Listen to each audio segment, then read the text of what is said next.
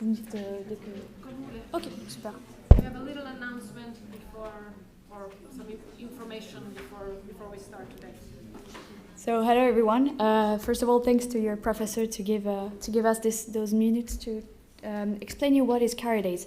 So as you may know, today a lot of students are finishing their bachelor, their masters, and they're looking for a job, and the process is like extremely long, and they're struggling with it. So that's why the AIESEC, for who don't know AIESEC, it's the biggest international organization, for students. And we decided to organize Career Days, which is an event that is a kind of a bridge between the academic and professional worlds. So what is Career Days? It is basically divided in a forum. You will find at the when the travaux are over, 15 HR and talent recruiters that are coming from many entities, whether it is companies, law firm, NGOs, startups, public institutions. You have all of their logo here. As you're an international law class, you might be interested in CMS. It's an international law firm. But we also have many NGOs this year. And so it's the perfect occasion for you to come and go to the booth, talk to the HR, present yourself, and they will explain you, give you tips on how to prepare yourself for an interview. You can even bring your CV, they can give you tips. You can say what is your profile, what are your skills, and how you can highlight them when it comes to a professional context, I would say. But it's not only a forum, you also have many conferences, 3 days of conferences, each of them with a specific theme. On the 28th of October, it's the International Day. Here is the program. You have, for example, FIND, that is an NGO that allows medical diagnostic for everyone. Then you have the International Institute for Diplomacy. Then you also have the International Organization for Migration, the FDFA, which is the Département Fédéral des Affaires Étrangères, the UN, and that's it for the International Day. So on the same day, there will be the forum. Forum is only on the 28th of October. Then you have the Corporate Day. Since you're international economic law, if I'm not wrong, starting your career with a practical experience, with a practical internships in one of those terms, from a law perspective, I would say, there is no better opportunities than Vaudoise and SIG, which are one of the largest Swiss local and sustainable companies that are coming here to give presentation and conferences about, for example, what is the role of a Swiss company nowadays in the sustainable shift, for example. So, and they're organizing specific programs so that students can do bachelor and an internship at the same time, or like specific jobs position right after the bachelor. So that's why we invite them. And you also have CVD. It's an actual diplomat that is dealing with the Moyen-Orient, by the way, the Middle East, sorry. And he developed a startup, which is CV video. So you can stand out from many recruiters or from many candidates that are their CV in paper one. You have on your CV a QR code with a video of 1 minute of you presenting yourself. So that's a new concept that's really innovant. I don't know how to say it, but anyway. Okay, so why would you participate? First, to build your network, which is really important to find then your first position and give a boost to the start of your career, but also to connect with some employees and to discover a wide range of career opportunities, because we have, you saw, many different guest speakers that are coming. And yes, also practical information. At every end of conferences, there is an aperitif offered by Les Parfums de Beyrouth. So this is an additional reason to come to those conferences. And my colleague is going to present you the logistical part of it. So if you guys are interested, you can find the QR code. Here you can find all the information regarding the conferences and you can sign up for them. Also, if you want or desire some more information, we have an info booth at Unimile still ongoing until Friday, so don't hesitate, and if you sign up you can have goodies. Thank you. Yes. Thank you very much and have a great class.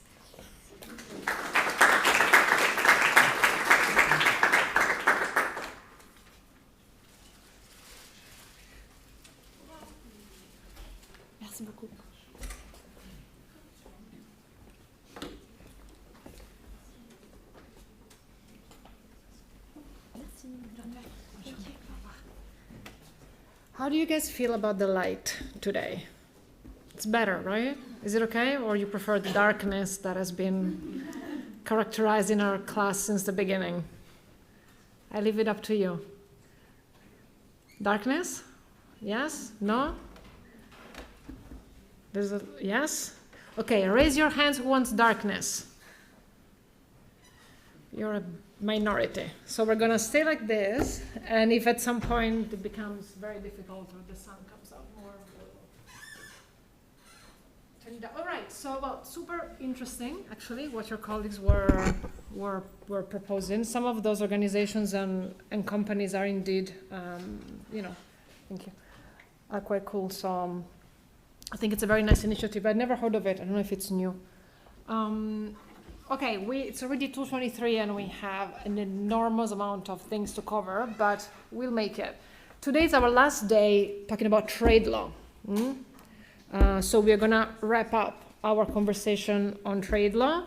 Next week, we are gonna start with investment law, which is an entirely different area of international economic law. You will see that there are some similarities. We will see some comparisons. There are certain areas where the jurisprudence of investment tribunals relies on the jurisprudence of WTO appellate bodies. So, there are, of course, links, but we will, enter an entire new area of international economic law. So today I want to do a couple of things. First, just a few minutes, I promised I would finish what we talked about last week. So, sorry.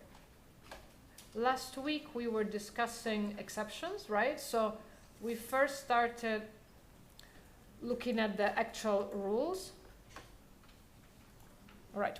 Looking at the actual rules, the substantive rules in WTO law. In particular, we looked at the GATT.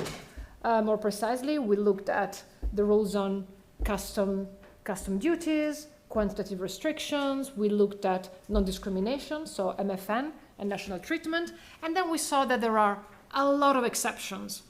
So a lot of situations where countries are actually, or WTO members are actually allowed to violate some of these rules for a number of reasons. In particular, we spent quite a lot of time on Article 20 of the GATT, the general exceptions, that allow, basically the idea there is to create a balance between the need to respect WTO rules, GATT rules, and to avoid restrictions to trade, but also allowing countries to pursue, whatever legitimate domestic policy goals they may have. We also looked at Article 21 of the GATT, national international security, and then, these two, very quickly, I want to just tell you a few things about the exceptions for regional trade agreements and the exceptions for economic development. In particular, that we are mostly talking, actually we are almost only talking so far about the law of the WTO. We will, at the very end of the course, when we start discussing the geopolitical tensions and the crisis of multilateralism, and we will kind of explore that across the different areas of international economic law, we will talk quite a lot about regionalism. Because you need to keep in mind that, yes, WTO law is, of course, the driving force of international economic or trade regulation.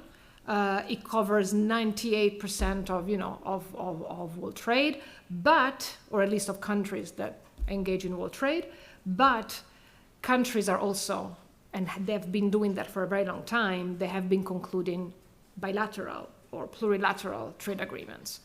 Now, in terms of the terminology, you will mostly find references to FTAs, so free trade agreements, or RTAs, regional trade agreements.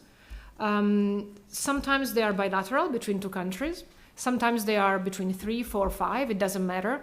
Sometimes they are really regional. For example, NAFTA and the one that came afterwards, USMCA, Canada, Mexico, United States, it's a clear region. But then you have EU, Singapore. It's not a region, okay? We still call them RTAs, we still call them regional trade agreements, even though the countries do not belong to the same region. I personally try to avoid the term plurilaterals you're free to use it, simply because I want to avoid confusions, especially for you, with the plurilaterals that exist within the WTO. Remember that in addition to all the multilateral trade agreements at the WTO, we also had the plurilaterals that are the only ones the WTO members can decide whether to ratify or not. So when I will be talking to you, I will be using the term plurilaterals to just refer to those. But you might find articles, papers, people talking about plurilateral agreements to refer to NAFTA. So to what I would call a regional or a free trade agreements. So if you can imagine, whenever countries, imagine Mexico, the US, and Canada come together and they create this free trade area, or you have the AFCFTA, the African Continental Free Trade Area, it's a whole continent. Or you can have, again, an agreement between, for example, the EU and Singapore or Vietnam. The whole idea is to engage in additional, further liberalization. Now, does this sound somehow clashing with one of the principles? Does it sound to you that this could clash with one of the principles that we saw in our course? The idea that, for example, US, Canada, and Mexico, they treat each other better than how they treat everyone else. MFN. It's obviously clashing with MFN. So there are, provisions that you have here. Article 24 of the GATT, and the same goes for Article 5 of the GATT, that contain exceptions that allow countries to do this. Although it's in violation of MFN, they can do it. So there is, in theory, a clash and inconsistency with MFN, but under certain conditions, countries are allowed to do it. And the whole idea is that, at least that was the idea at the beginning. I think now maybe there is a little bit more fear towards the proliferation of these free trade agreements. But initially the idea was that allowing countries to further liberalize regionally was just kind of a stepping stone or a building block to further liberalization. And again, there are different theories now in place. In particular, this provision that you have in the syllabus allows for the creation of customs unions and free trade areas. They are similar, but they're not exactly the same. Just keep in mind that customs unions provide for more integration than free trade area. Generally, you have internal liberalization, but you also have a common external tariff policy towards every other countries, while a free trade area is just about more favorable rules within. Then each country can have its own custom duties or specific measures with countries that are not parties to the free trade area. So customs unions are more integrated. There is a common external policy, not just an internal one. And in general, what is required is that the preferential rules within the free trade area or the customs unions should cover most substantial trade. So they shouldn't just pick one sector, but they should really be comprehensive and cover most substantial trade among the countries. And the creation of the customs union or free trade area should not create more difficult conditions for other countries. Meaning, you can create your free trade area and say, okay, my tariff outside is 5%, I want to do 2%, or I want to do 0, but I'm not going to make the 5% worse. So you can't, for example, keep a certain rate internally and then make more difficult trade with third countries. Ideally, you keep, whatever is your approach towards third countries the same, you just make it more favorable for your immediate partner in the free trade area. It's a little bit complicated in the sense that you might read that a lot of free trade, we have more than 450 free trade agreements. It's a lot. And more than all of them, I think, not all of them, but most of them have been notified to the WTO. But only, I think, 19 or 20 have actually been studied and, kind of analyzed, and then there has been a report within the WTO. So you might read, some articles, some news pieces that say that most free trade agreements do not comply with these provisions. It's not really true. It's just that they have been notified.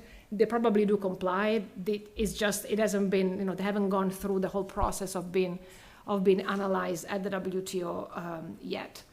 Now, here is just to give you an idea a little bit of the increase of all these free trade agreements. And free trade agreements are quite interesting because they go so much further than WTO rules. And it's obvious, right? We talked about the decision-making procedure at the WTO, consensus. Even one country can stop the adoption of new rules. So it's very hard to have new multilateral agreements at the WTO. But imagine you are two countries, it's much easier to get to an agreement. And it's much easier to get to an agreement on what we call, for example, WTO plus. So on things in addition to the traditional WTO rules. So these free trade agreements, you find chapters on the environment, you find chapters on labor, you find chapter on investment. We will study them when we talk about investment law. Some investment rules are found in the investment chapters of free trade agreements. So they're really, really broad.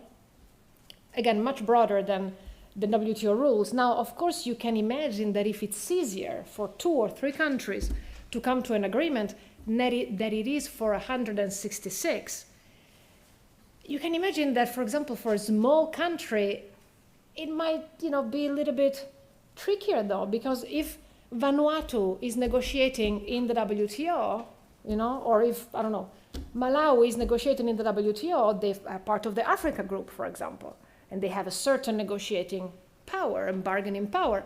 If Malawi is negotiating with the European Union, what is that treaty going to look like?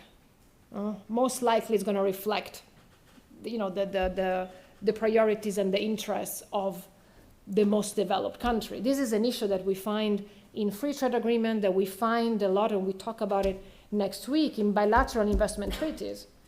For a long time, you would have bilateral investment treaties with a developed country, the US or Germany, that would come with 80, 100 negotiators. And then in front of you, you have a small African country with one person that was told to do this, the day before. What is that treaty going to look like? Now things are improving, but not so much. Not so much.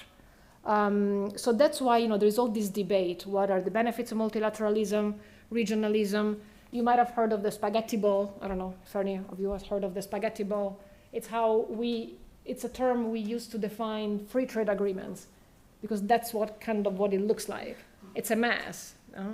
And we will talk about this better during our last course, but start thinking about it, and this whole debate on whether free trade agreements are a building block or a stumbling block, meaning are they, a step forward for further multilateralism, a laboratory to develop new rules and then have broader cooperation, or are they just an obstacle?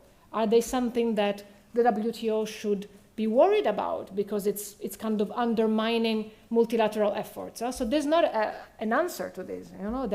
I myself have very different opinions on all of this, but these are all some issues that we will look at in particular during our last course.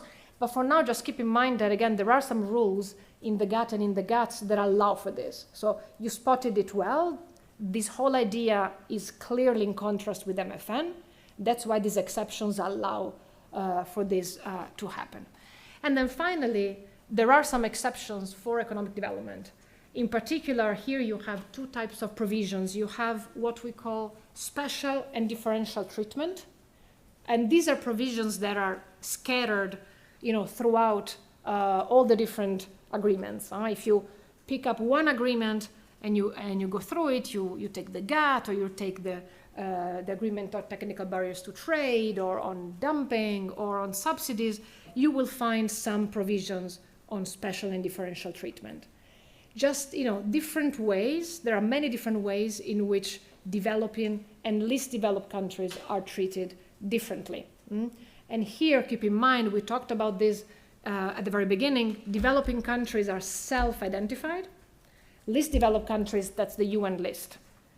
And sometimes LDCs, they can graduate and become developing when they don't fit anymore in the conditions to be an LDC, at least developed countries. I'll give you an example. For example, developing countries are allowed to have applied tariffs that are above their bound tariffs for a transitional period to help a certain new industry. It's what we call the infant industry exception. It's an example of a special and differential treatment provision. Or we're going to talk about subsidies later. You will see that overall export subsidies are prohibited. We will see what they are. They're not prohibited for certain developing countries, for example. So you can have some different rules, some exceptions. Sometimes they have longer time periods to, comply with certain rules. So there are a lot of different types and different ways in which this particular conditions and situations of developing countries and LDCs are taken into account. And then there is something else, which is the enabling clause that you had in the syllabus as well. The enabling clause basically allows developed countries to, again, provide for more favorable treatment for certain developing countries or least developed countries. So it's an exception to the overall rules. You might have heard of the GSP, the Generalized System of Preferences. Some developed countries have something called the Generalized System of Preferences. Basically, they commit to have more, to provide more favorable treatment to imports from certain developing countries, and they can select which countries. The EU has something called Everything But Arms, where they also have a preferential treatment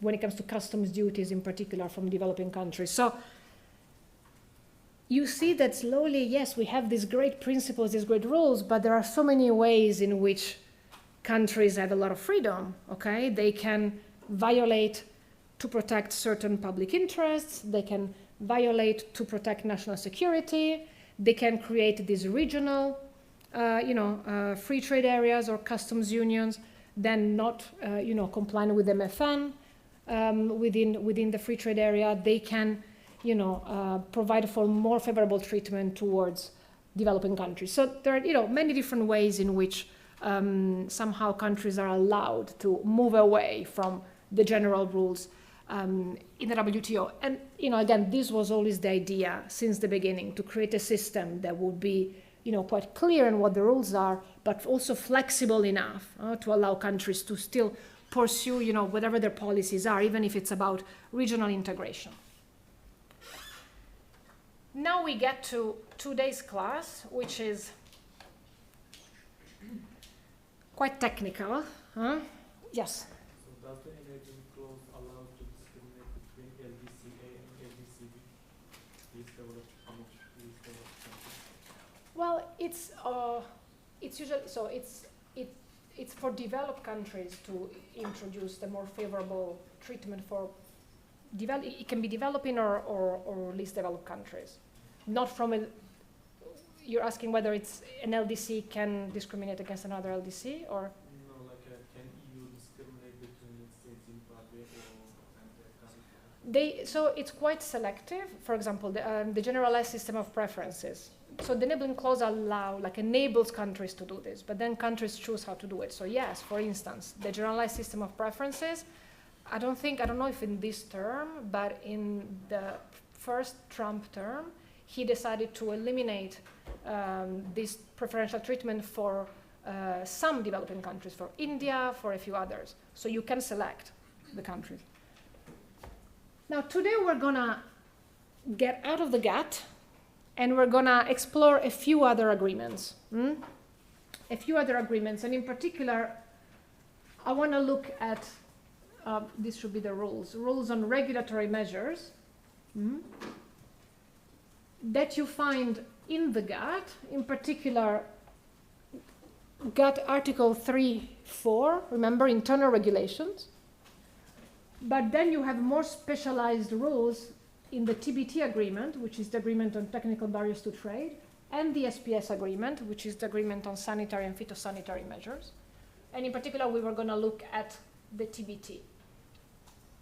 We're going to look at the rules on subsidies. In particular, we'll look at this agreement, the agreement on subsidies. And very quickly, I will show you some rules about dumping. So this is all about trading goods. So we're going to kind of go deep. Again, we can't cover the whole universe of WTO law, but I'm going to tell you a little bit about this agreement, which is extremely interesting. There's a lot of case law.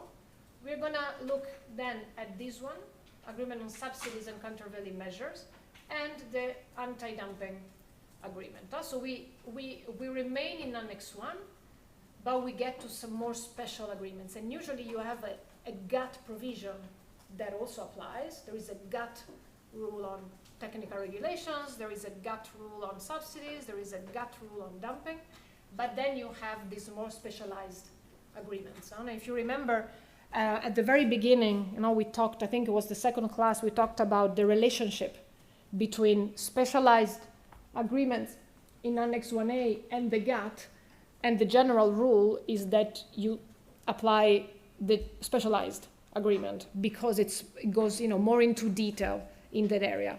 And even in the analysis, in all the cases, usually the panel and the appellate body, they start from the specialized agreement and then they move to the GATT. Voila. So let's start with regulatory measures. And in particular, there are, in addition to the GATT, there are two agreements that are quite relevant. But we are going to look only at this one, the technical barriers to trade agreement, just because it's a little bit more general. The SPS, it's kind of dives into very specific types of regulatory measures. But your general agreement on regulatory measures is the agreement on technical barriers to trade. I will simply call it the TBT. Maybe before we get there, so the goal of the TBT agreement is to look at regulatory measures. So, of course, customs duties, quantitative restrictions, these are all, very important measures, but, countries can also restrict trade with technical regulations. And we find technical requirements everywhere. Almost everything in this room has to comply with certain technical requirements. Cheese, microphones for sure, all this equipment, your computers, everything has to comply with certain technical requirements. Very often, countries want to, they set up these technical requirements because, or these regulatory requirements, because they want to pursue a certain objective. It can be consumer safety. Sometimes it's public health. Sometimes it's, the protection of the environment. But they can also be trade restrictive.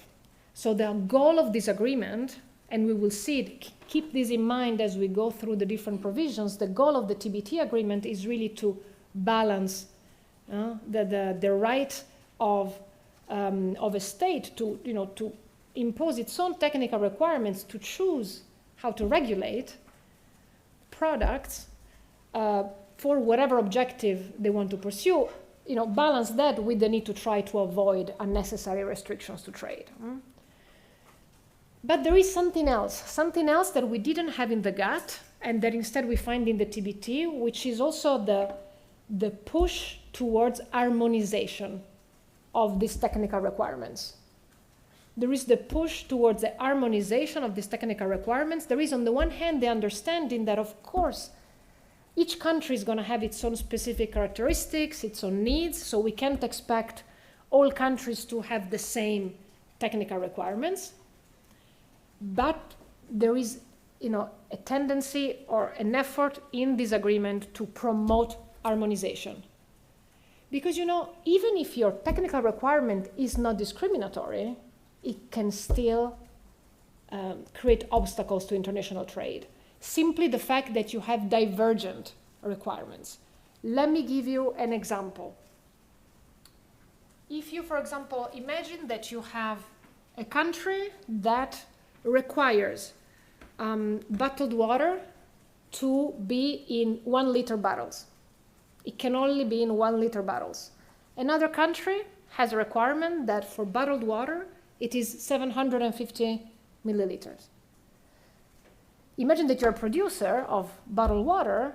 I mean, these requirements are applied not in a discriminatory manner. They apply to foreign bottles and domestic bottles.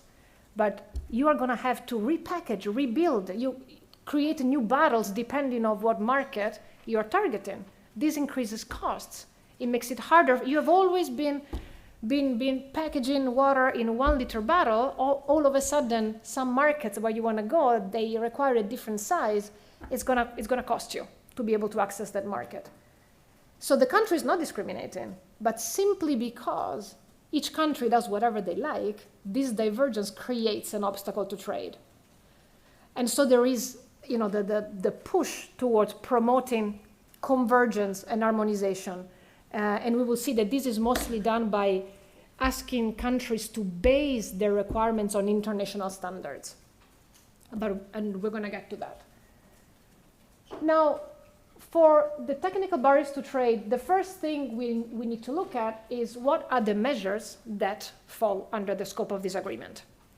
And there are three measures: technical regulations, standards, and conformity assessment procedures. And then once you have established that a certain measure is one of these, then we can look at what are the disciplines that apply to those measures. And again, these are measures that also fall under Article 3.4, can also fall under Article 3.4 of the GATT, internal regulations. But again, once a panel or an appellate body is looking at the measure, usually the country, if there is a dispute, the country that is defending their measure will try to, the country that is challenging will challenge under both. Will say it violates 3.4 of the GATT and it violates whatever provisions of the TBT. And then the panel will start with the TBT and then we'll move to the GATT. So technical regulations, standards, and conformity assessment procedures. We have actual definitions for once. We rarely have definitions, but this time we do in an annex to the TBT. So here is your definition of technical regulations. So it's a document which lays down product characteristics or the related processes and production methods, including with which compliance is mandatory. And it can also be, it can also refer exclusively to symbols. Something that we use a lot is labeling. A lot of case law is on labeling requirements, labels. The key word here is mandatory. So technical regulations are usually contained in a document, which is usually a law or a regulation. It's a document issued by the government. So it's a law or a regulation that is mandatory. Compliance is mandatory. For example, you have a law that tells you that all batteries that can be sold have to be rechargeable. Or that tells you that plugs, electrical plugs need to come in a specific shape or specific voltage. Or that tell you there is a regulation that says that there is a maximum sugar content in soft drinks. These are technical regulations. It's about the characteristics of the product, and it's mandatory. You have to comply with that in order to be able to access the market. Standards, they can look similar, but they're different. The standard is not issued by the government. it's issued by a body, a standard setting body, a national standard setting body, again, it's about the characteristic of a product and so on and so forth, but compliance is not mandatory. For example, there are some countries have these bodies that have created some energy efficiency labels. There is this label, I don't know if it's still there, but in Germany there was this Blue Angel label, for example, that was based on certain level of energy efficiency. You know, if you fit in the requirements for that label, okay, you can get it. Consumers will maybe know something if they know the label, but you don't have to.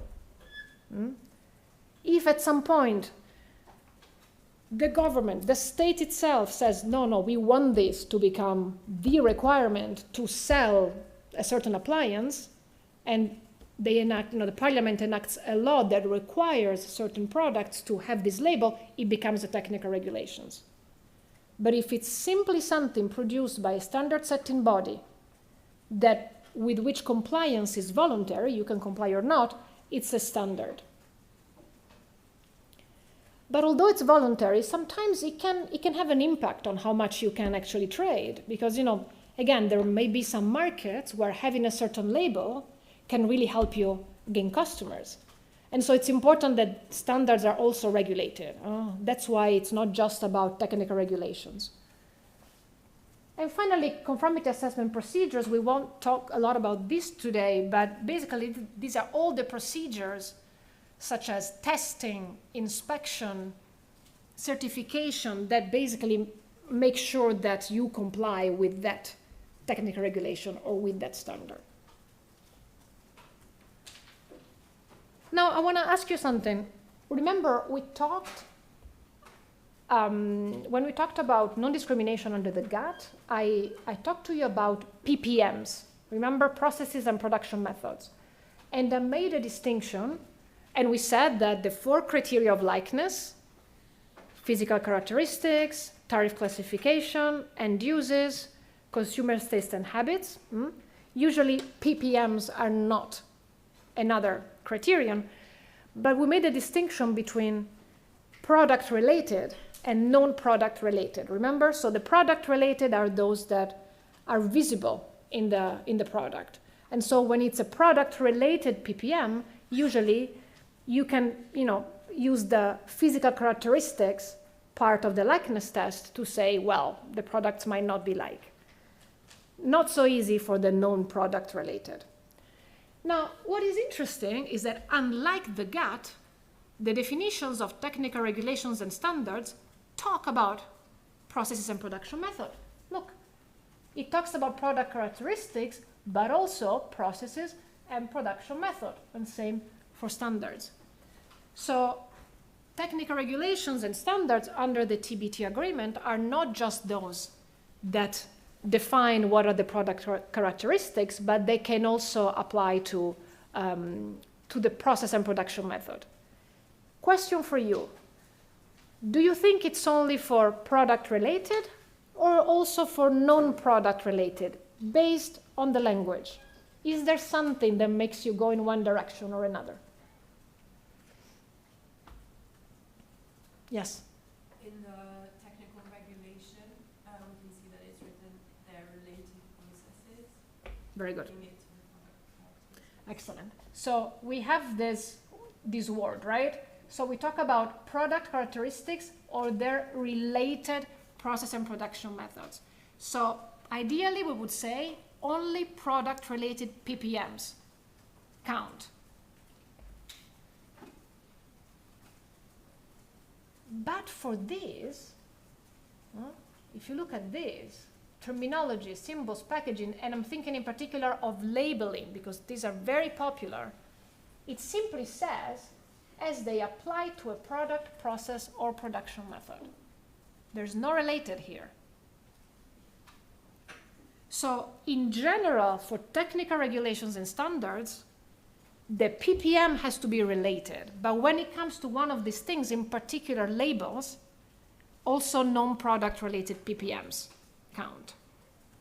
And I give you an example. You had this case in the syllabus, the US Tuna 2 case, And here it was a labeling dispute. It was about a dolphin-safe label. There was this regulation in the US that set the conditions for how you could obtain the dolphin-safe labels on your tuna can. And in particular, the measure here was targeting Mexican producers that use a specific technique, which is called purse seine net, which is a technique, you don't have to remember this, but it's a technique that basically captures with a net that looks like a purse, it captures tuna and dolphins. So there is a high risk of mortality for dolphins. They were targeting that specific type of fishing technique. But in general, this is it's a measure that sets some conditions, you see, under which tuna products can be labeled dolphin safe. It's about how you fish the tuna. What net do you use? What fishing technique? This is a non-product related ppm. The tuna looks exactly the same whether you kill 20 dolphins or 0 dolphins while you fish it. And in this case, the US didn't even bother arguing that it wasn't covered by the TBT.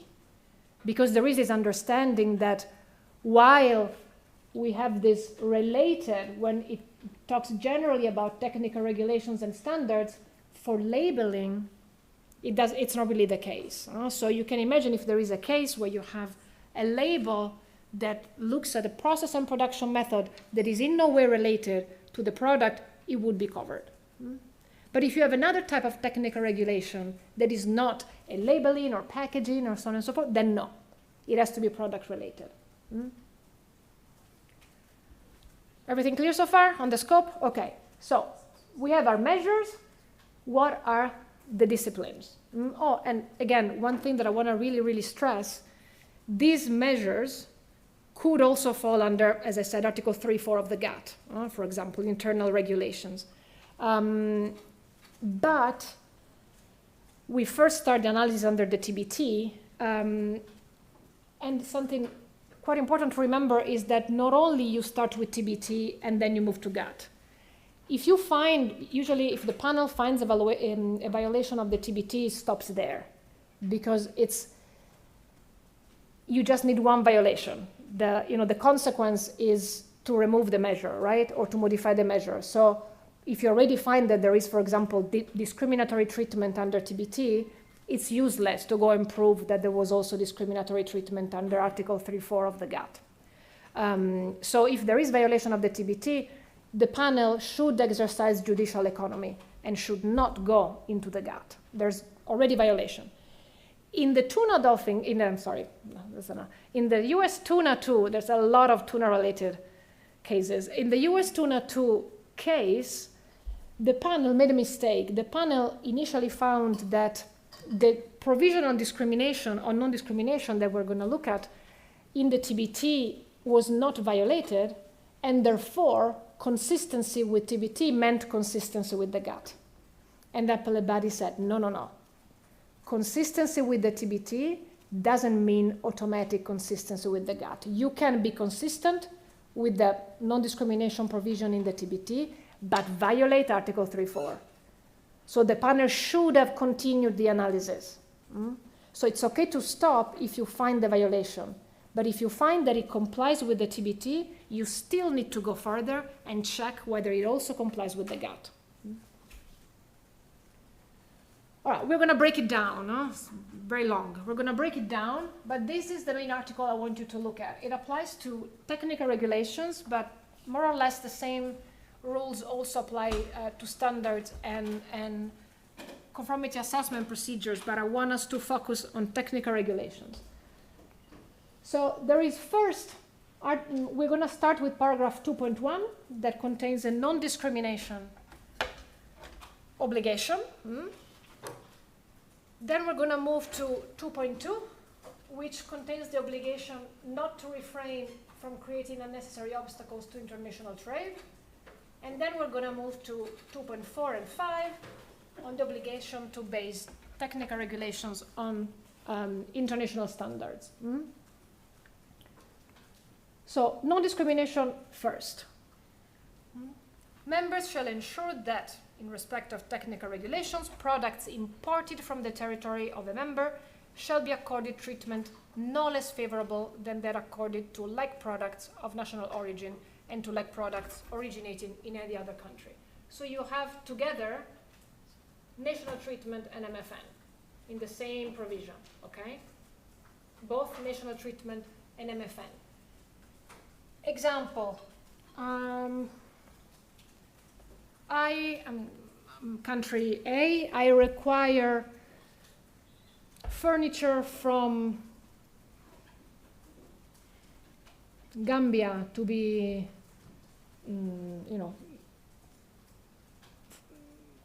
sustainable, sourced in a certain sustainable way, but I would require the same from furniture from South Africa. Discriminatory. I require internal, domestic furniture not to be sustainable, but domestic furniture has to be sustainable. Imported furniture has to be sustainable. Again, discriminatory under this provision, okay? So it covers both MFN and national treatment. I want to use this case to look at the different steps.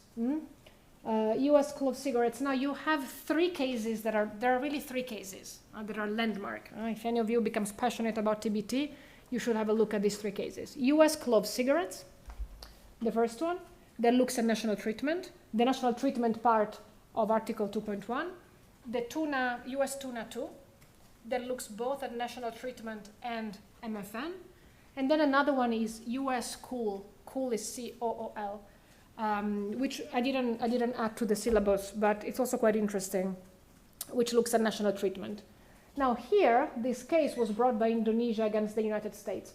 The United States had introduced a regulation banning internal sale of flavored cigarettes. The whole idea was that the US wanted to basically, the idea is that flavored cigarettes are appealing to, I don't want to say kids, but to the younger generation. So we want to ban flavored cigarettes, in particular, including clove cigarettes, because we don't want the young generation to start smoking at a young age.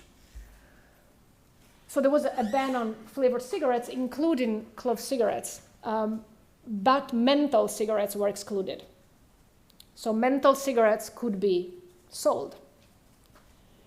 Indonesia brought the dispute because Indonesia, a big exporter of clove cigarettes to the US, while the main producer of menthol cigarettes consumed in the US is the US. And so Indonesia was arguing, you're discriminating. There is not a real intent to prevent kids or younger people to start smoking. You're just trying to push us out of the market. You're targeting our products. And in this case, the appellate body told us the steps we need to take when to see whether a measure is consistent or not with 2.1, so with the non-discrimination obligation of the TBT agreement. First, we need to see whether the measure, is a technical regulation, whether the products imported and domestic, in this case it was about national treatment, but it would be the same if it was about MFN, are like products, so we're back into our like products extravaganza. And then the treatment according to imported products must be less favorable. Voila. So you have your three steps. Is the measure a technical regulation? Now, you need to look at the definition. Is it a technical regulation? Well, yes, it's a law. It's a regulation adopted by the US government, the Congress, which has to do with the characteristics of a product. It's about the taste and the flavor of these products, how the products are composed, the fact that they're flavored. And it's mandatory. You have to comply with it. If you're not, if you don't fit in the conditions, meaning your flavored cigarette is not menthol, you cannot sell it. So that was quite easy. It's a technical regulation. Now, are the products like products? Are menthol cigarettes like clove cigarettes? That was in particular the question, because it was about domestic menthol cigarettes that were allowed and imported clove cigarettes that were not allowed. And here, the panel and the appellate body, confirmed, applied a very traditional likeness test. What do you think? What do you think about the physical characteristics? Would you say that they're the same, or they're like menthol, clove? Yes, they're flavored, right? I mean, they don't have to be identical. It's about likeness. They're all flavored.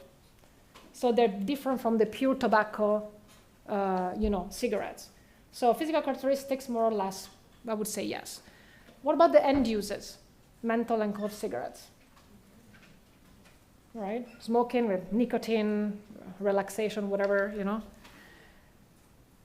The tariff classification, I'll tell you, it's the same.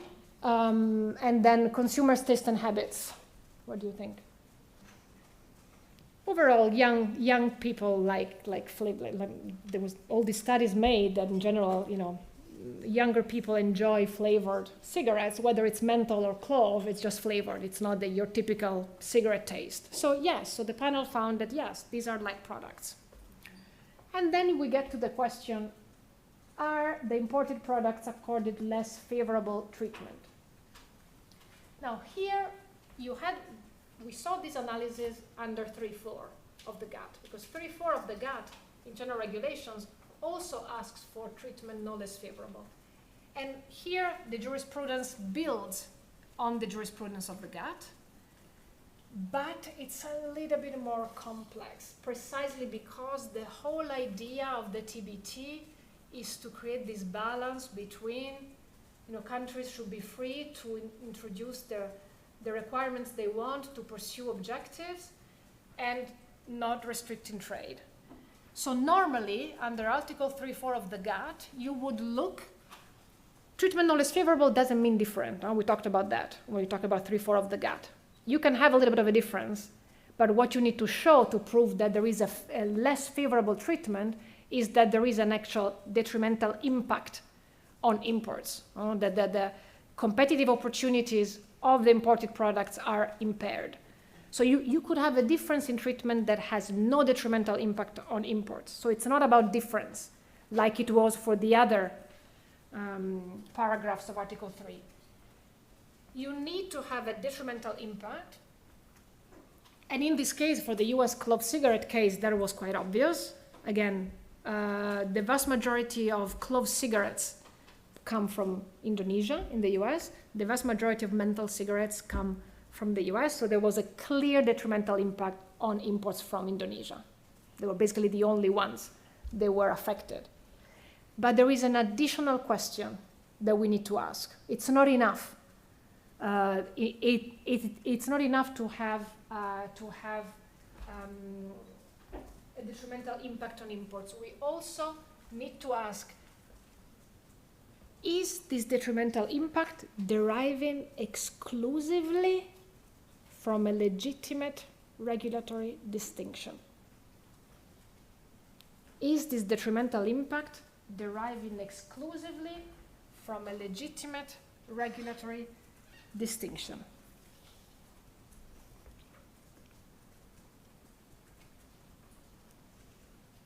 Is the US here distinguishing between products because by banning clove but not banning menthol, they are protecting the younger generation?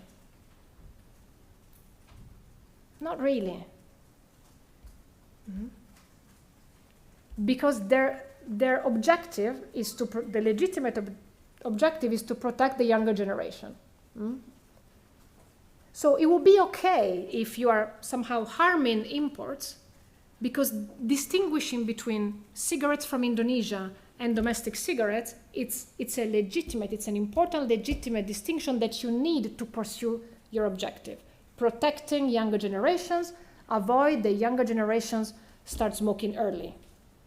But if you are allowing, you're targeting, you're affecting, you're having a detrimental impact on imports from Indonesia, but you're allowing other cigarettes that have the same result, then you can say that there is a legitimate regulatory distinction. The distinction doesn't help you to pursue your objective. So if in this case, let's say that the US did not produce these types of cigarettes, they just produced regular cigarettes, then this would have been a legitimate technical regulation. Yeah, if, for example, there hadn't been, let's imagine that there hadn't been the exception for menthol, for example, and the Indonesia was arguing, I don't know, that regular cigarettes and clove cigarettes are like, and the panel had found that they were like, and that they were still impacted because it's mostly Indonesia that sells flavored cigarettes to the US. There is their legitimate regulatory distinction between flavored and non-flavored. But here the distinction is between some flavored produced from abroad and some flavored produced domestically. So it's not a legitimate regulatory distinction. You're really targeting those products. How about the United States can prove that the young people in the United States don't consume this kind of product, right? The menthol. I mean, if you would have to, but then you would have had to produce studies that it wasn't the case. Then you could have even not passed the likeness test. If you can show that nobody's consuming menthol, that there are no clove cigarettes, nobody would move to menthol. That would go maybe in the extent of the competitive relationship of the products in the likeness test, and they wouldn't even be found as like to begin with. But then you would really come with extremely strong statistics that show that only 30 years old up smoke menthol cigarettes, which is not, of course, the case. But that's a study that could have an impact at this stage, but it could also have an impact in the likeness. But yet, it's a kind of evidence that could help you, because you will be showing that there is no consumption of that specific cigarettes from the target. And yeah, it could help at the likeness, and it could help to show that among all the cigarettes that young people smoke, those are not among them.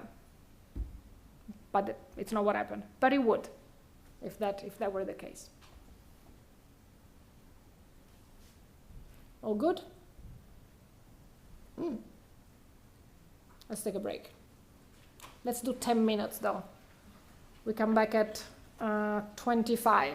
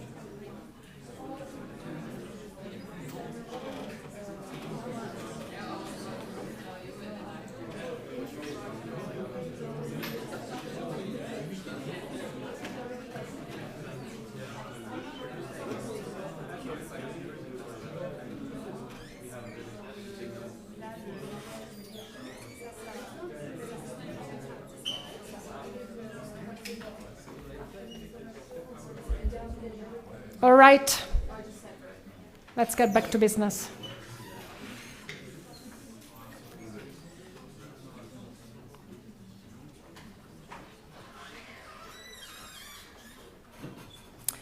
Before I continue with TBT, I just wanted to make a point kind of about logistics. So we shared a form for those of you that want to come to the WTO on the 4th. So we have a date, we have a time. It's going to be, for those of you who are interested, it's going to be a presentation by a lawyer from the Legal Affairs Division. We'll see what it's going to be about, but I will tell her to build on what we've already discussed. She's really good, so I think you're going to be very, very impressed. She's an excellent speaker, and her knowledge of the disputes is just ridiculous. And after that, there's going to be a visit, like a tour of the building, with again someone from the Legal Affairs Division.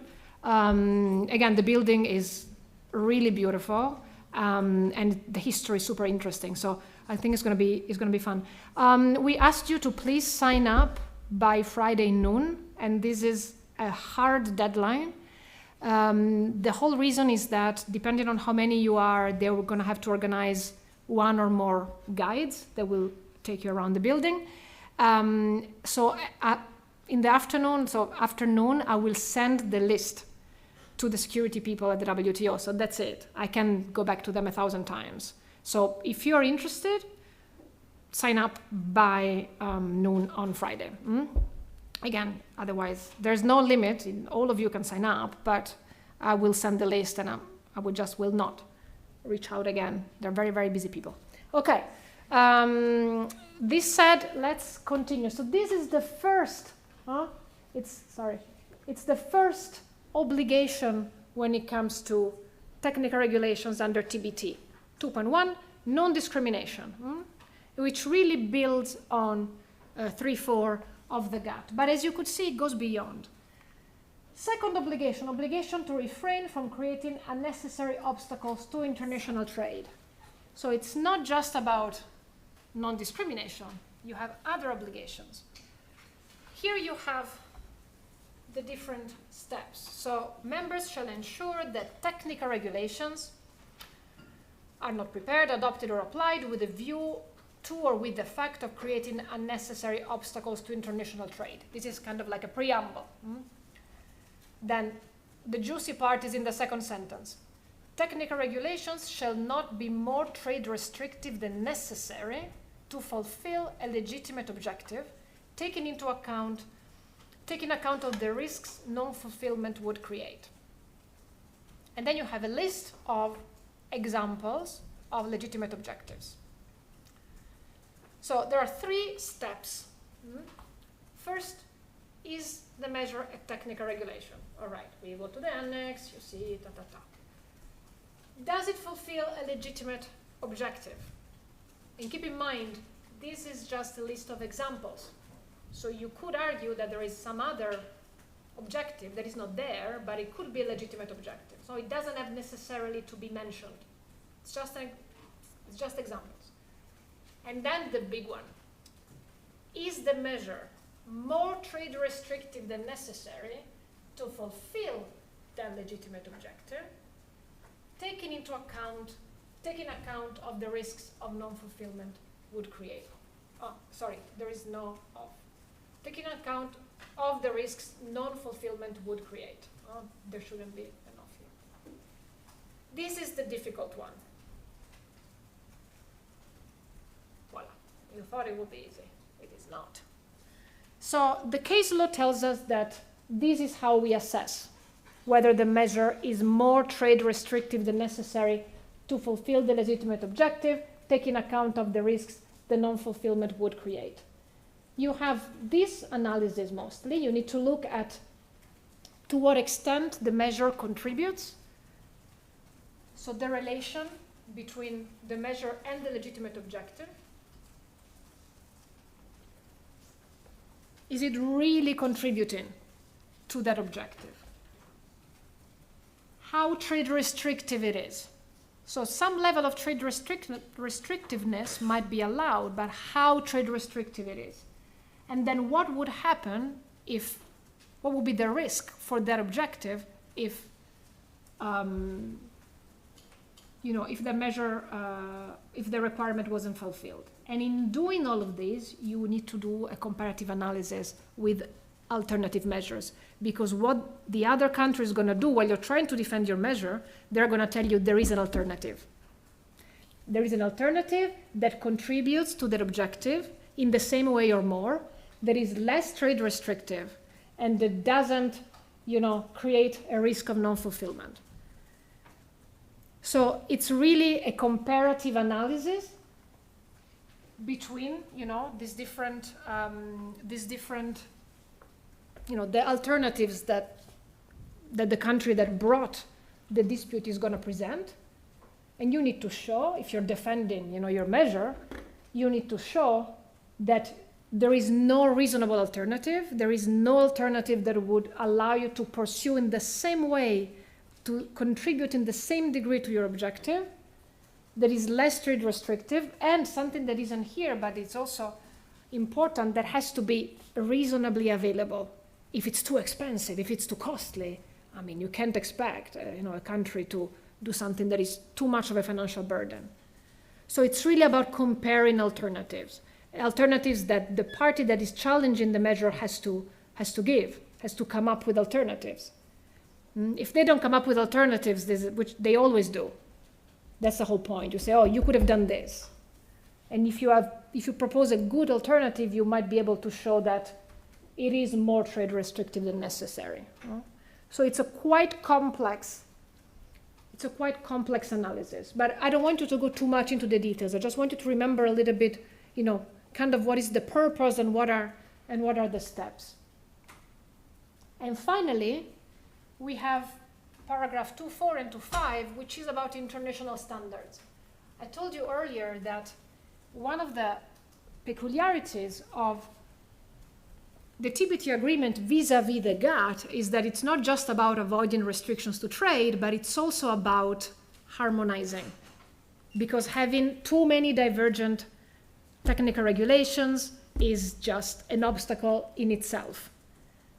Again, imagine that you are a steel producer and there are, you are looking at 6 different markets that each have completely different product characteristics regulations. It's hell for you to be able to adjust and try to comply with everything.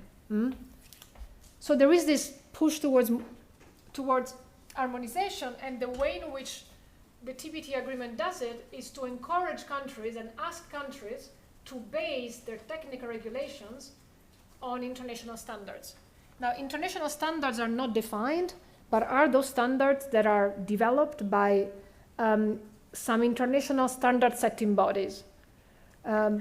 You might have heard of the ISO, the International Standard Organization, that sets thousands of standards on a lot of different things.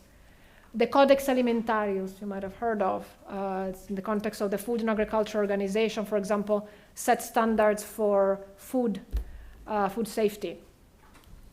Now, there are some international standard setting bodies, and they develop these international standards. So if an international standards exist that is effective and appropriate to fulfill your legitimate policy objective, you need to base your technical regulation on that standard. If you don't, a country might claim that you have violated 2.4.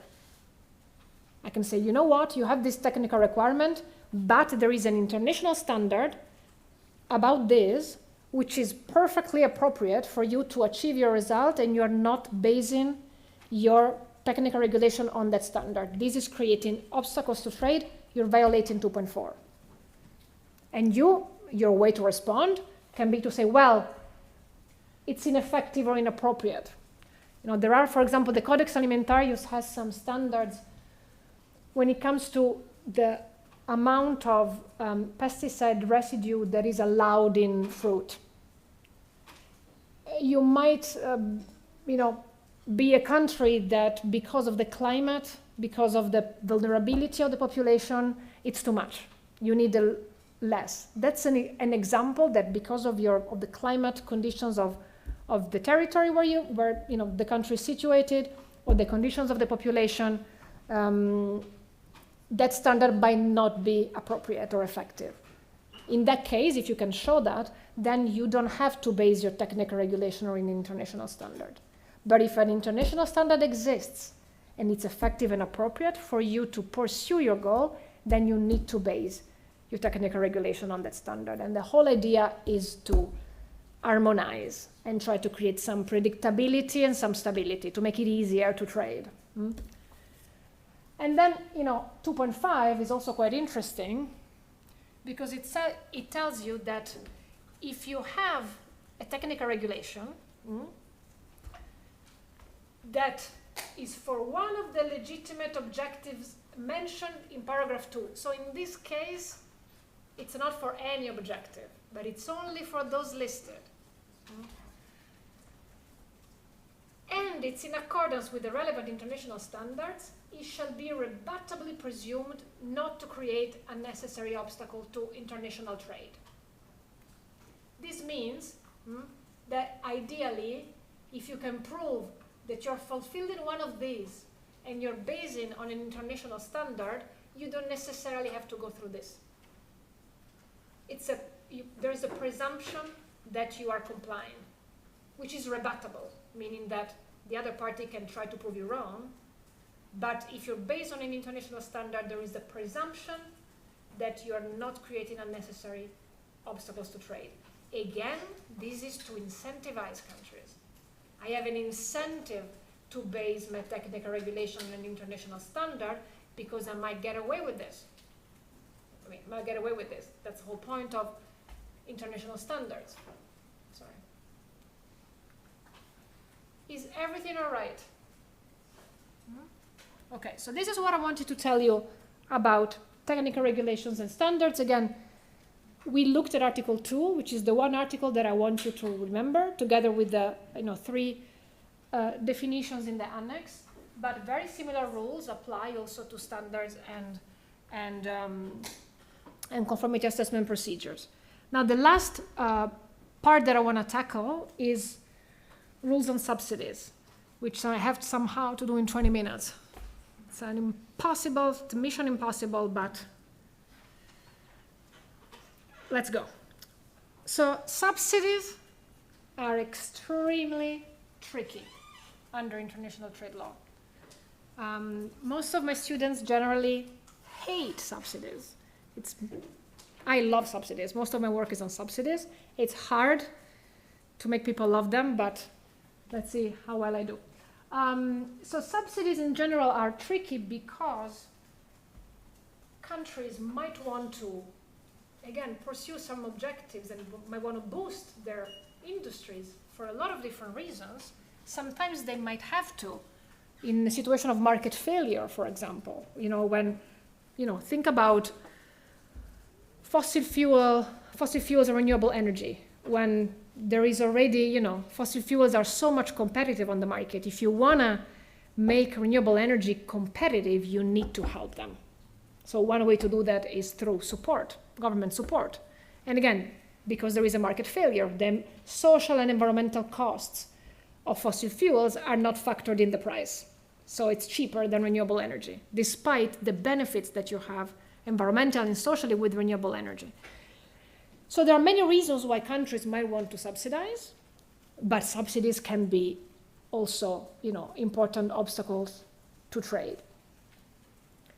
And so the whole regulation is trying, again, to balance the need for countries to subsidize, but the need to avoid that subsidies become obstacles to trade.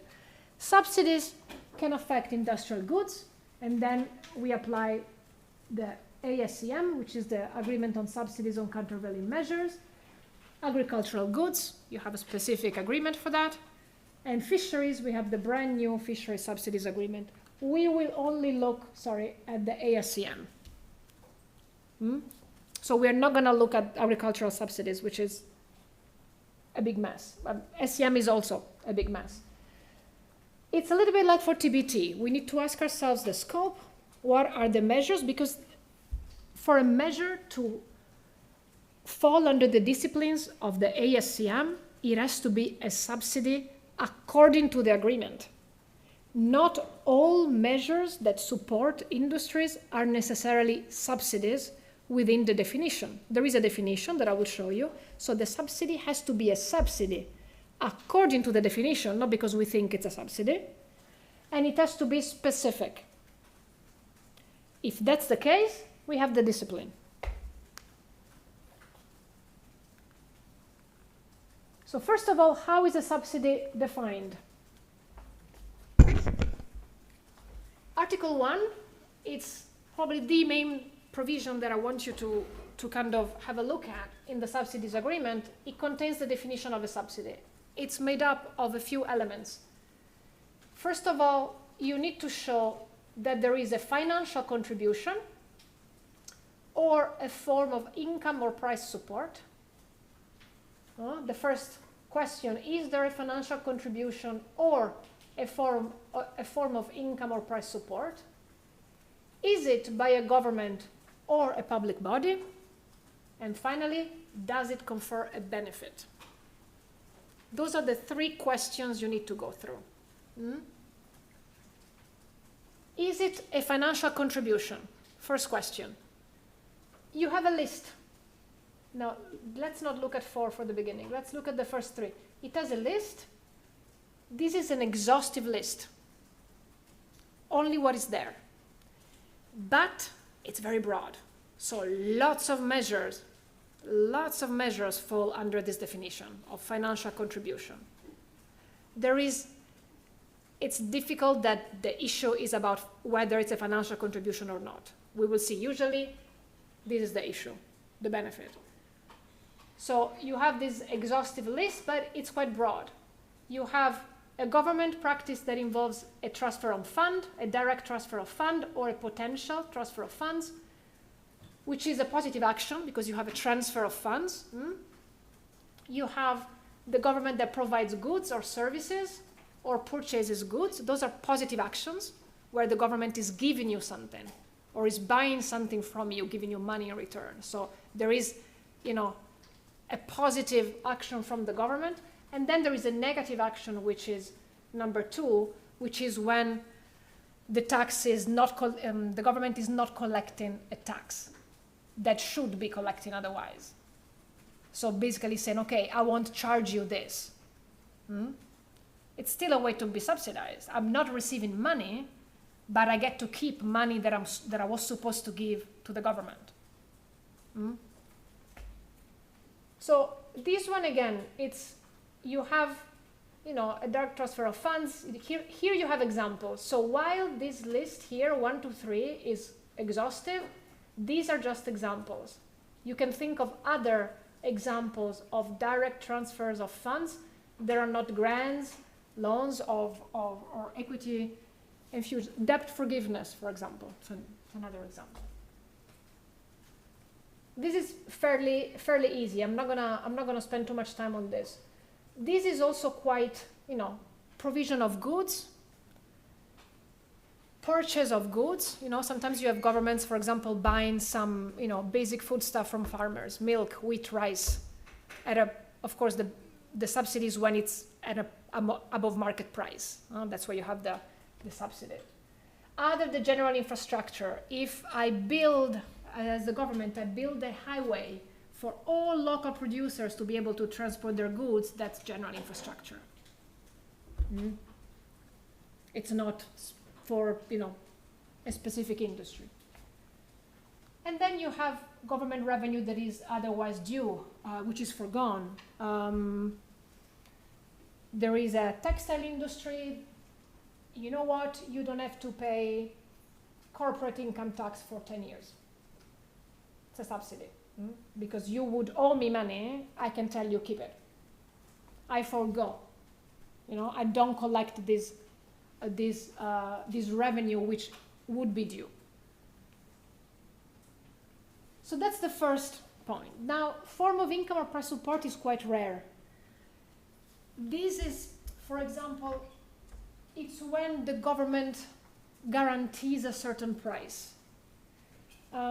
Let's imagine that I tell you, you know what, you farmers, you guys are selling rice. I guarantee that you will be able to sell rice at, you know, 30, no, that's too much, $3 a kilo, let's say.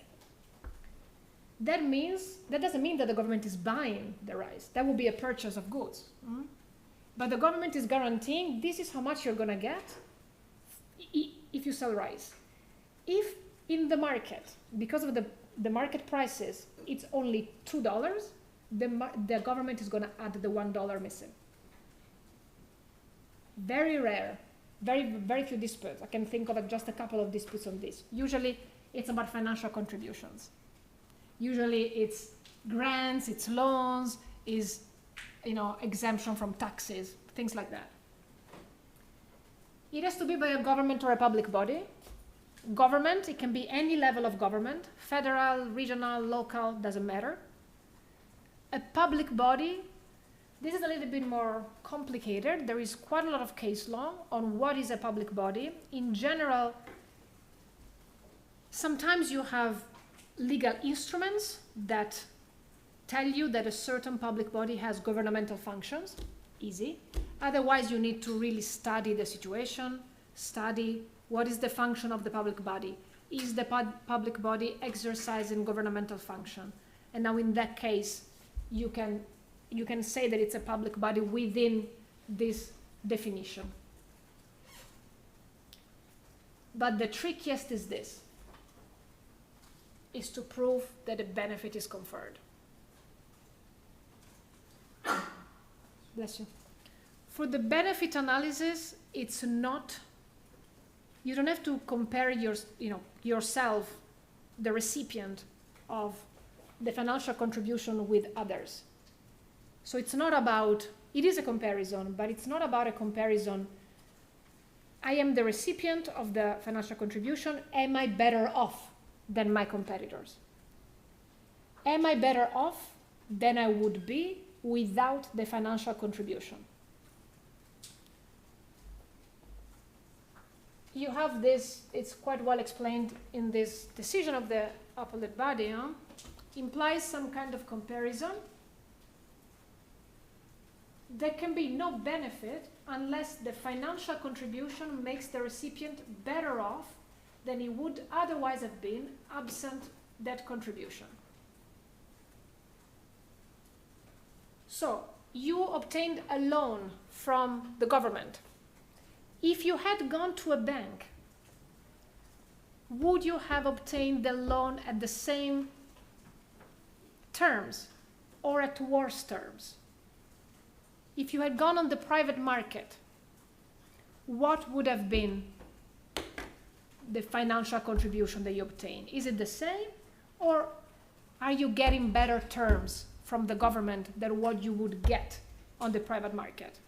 So you need to find the relevant market, usually the private market, that's your benchmark.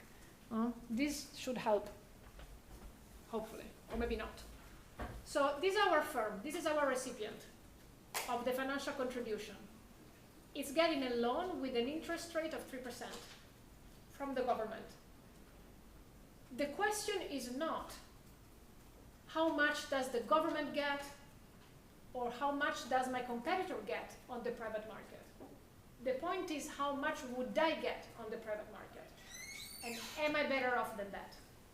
In this case, yes. So you need to compare your own situation to what would be your situation without the government. If you had to go and get a loan from a bank, you would get worse terms. So there is a benefit. So that's the analysis that you're supposed to do. Now, the reason why it's difficult is that sometimes the private market is very distorted. There are many cases where the private market is distorted. Many cases in the energy sector, for example, where the government intervention is so strong that it's very hard to understand and make a comparison with what would happen in the private market. And so you need to use proxies or other markets, and it becomes a complicated analysis. But this is what ideally, should be.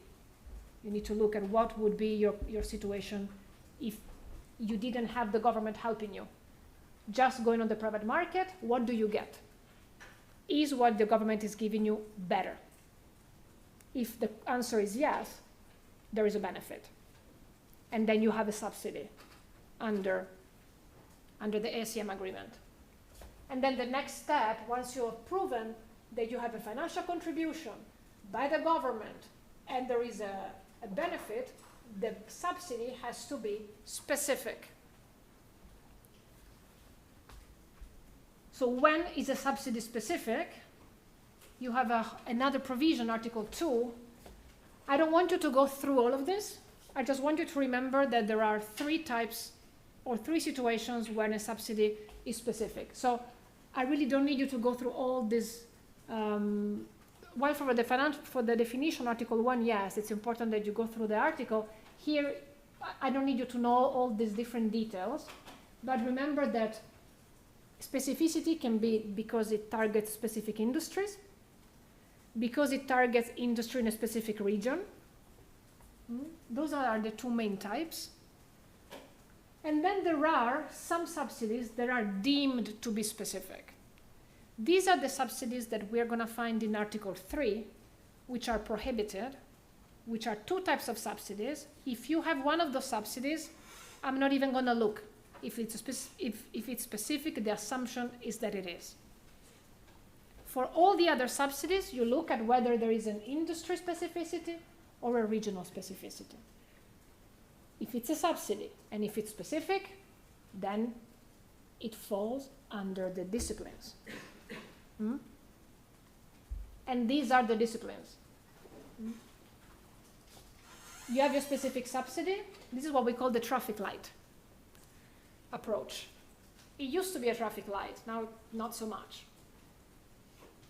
You have these 2 types of subsidies that are prohibited. Export subsidies and import substitution subsidy. Export subsidies are subsidies that are contingent on export. In order to get the subsidy, you need to export your products. It's a condition to get the subsidy. You can imagine why this is prohibited. You're subsidizing exports. So all those products that are going to other countries, they're going to get into the territory of other countries at a much lower price. They can afford a lower price because they have been subsidized. So very, very impactful on trade. Prohibited. The second type are import substitution subsidies, also known as local content requirement subsidies. Subsidies that are contingent on the use of local inputs. For example, many cases against these kind of subsidies. For example, there was a measure at some point that Canada introduced where it was giving a subsidy to renewable energy, electricity producers. One condition to obtain the subsidy was that electricity had to be sourced from renewable sources. It was part of a package of a plan to increase the share of renewable sources in the electricity grid. Great. But there was a second condition. A certain percentage, very high, 40, 50, 60% of equipment had to be sourced domestically to generate electricity. This is an example of a local content requirement or import substitution subsidy. Now, if you have this subsidy, in this case, for example, you have Canada that is subsidizing electricity producers if they source electricity from renewable energy, but also if they use locally sourced equipment. And then you have Japan and the EU that used to export a lot of equipment to Canada. Now, you're an electricity producer here. You want to benefit from the subsidy. You're like, okay, should I buy equipment from these guys, but then I can't apply for the subsidy? Or am I going to buy local equipment so that then I qualify for the subsidy? So you harm not the trade in electricity, the trade in the inputs, in the equipment. Very harmful for trade, and therefore prohibited. All the other subsidies are actionable. All the other subsidies, if they cause adverse effects on the market of another country, they're actionable. It means that they can be challenged. There used to be another category of non-actionable subsidies. It was kind of an exception, which does not exist anymore. In 2000, it stopped existing. This means that we do not have an exception clause. We also, by the way, do not have an exception clause in the TBT. The GATT, we have Article 20. We don't have an Article 20 in the SCM. And remember what we said last week, you apply Article 20 to the GATT. But this means that I want to subsidize my renewable energy producers.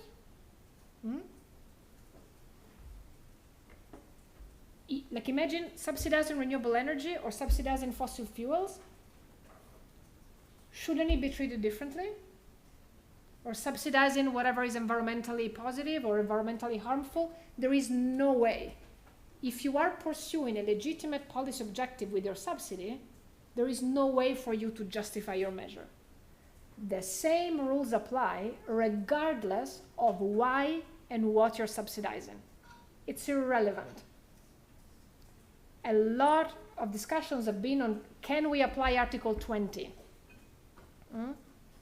But the answer is mostly no. So there is no way for you to be able to justify a subsidy on reasons of environmental protection or public health or national security, whatever. Which honestly doesn't make a lot of sense to me economically, because I mean, with Article 20, you can potentially justify a ban. US shrimp, it's a ban on shrimp. I mean, a ban on imports is probably one of the strongest, most extreme measures. And you can justify it if you design it well in Article 20, but you can't justify a subsidy.